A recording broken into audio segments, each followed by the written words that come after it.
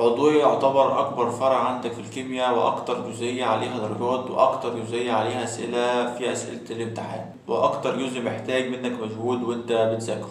وبما إني كنت زيك كده، العضوية كانت عاملة لي مشكلة، مكنتش بعرف لا أذاكرها ولا ألمها ولا أحل عليها حتى. طب أنا هكلمك عن إيه في الفيديو ده؟ أول حاجة هعرفك إزاي قدرت أحل المشكلة دي وأنقص درجة واحدة بس، وكمان كان سؤال بسبب قلة تركيزي وأنا بحل في الامتحان. لو لسه مبدأتش خالص أو لسه مخلصتهاش، تعمل إيه بالظبط؟ تعمل إيه في المراجعة النهائية بكل تفاصيلها؟ مين المدرسين اللي تسمع ليها أو تراجع معاها؟ وهسيب لك لينكات مهمة جدا في الديسكريبشن، فلازم تبص عليها، وحاجات تانية كتير، فلازم تكمل فيديو عشان بإذن الله تستفاد من كل كلمة في الفيديو. فيلا بسم الله، انزل بس الأول اعمل لايك وارجع كمل معايا الفيديو.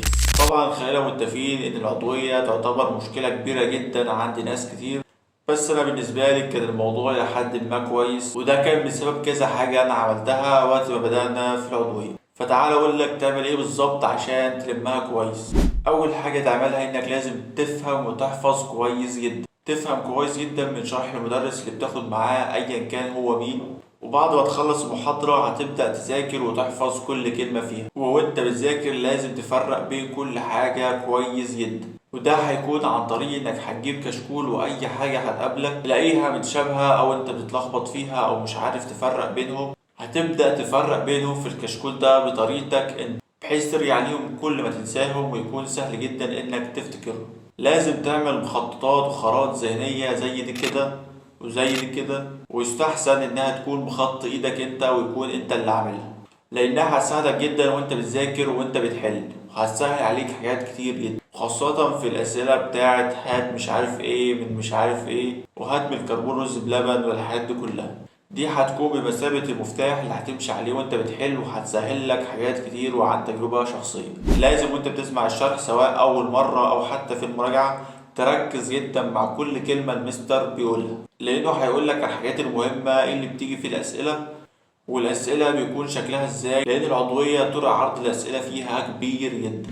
لازم تعمل مقارنات بين الحاجات المتشابهة، اللي مثلا بتتفاعل بنفس الطريقة أو اللي بتدي نفس النواتج أو اللي قريبين من بعض بس في اختلافات بسيطة بينهم. المقارنات هتسهل عليك حاجات كتير جدا، وهتوفر عليك وقت كبير وانت بتذاكر وانت بتحل.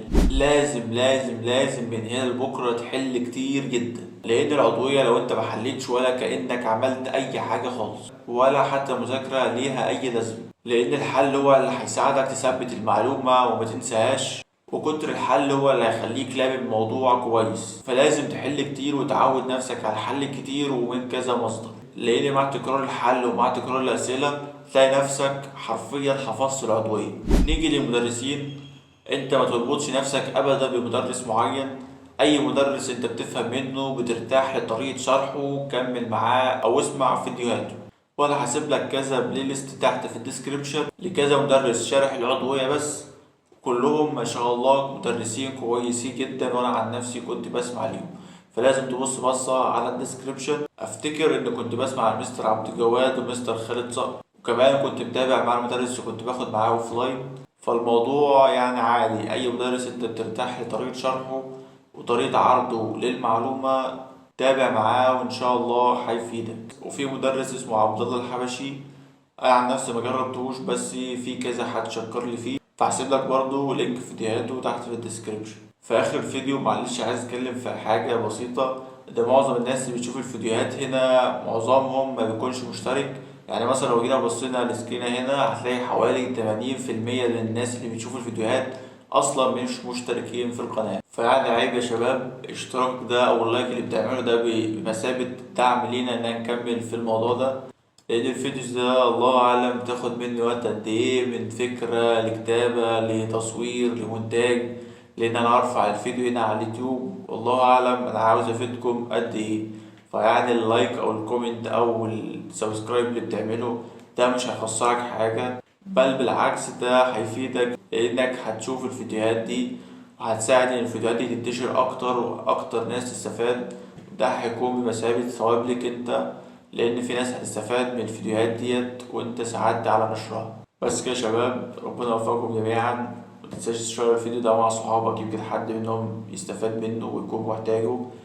ولو عندك اي اسئلة سيبها في كومنت. بس كده يا شباب، سلام.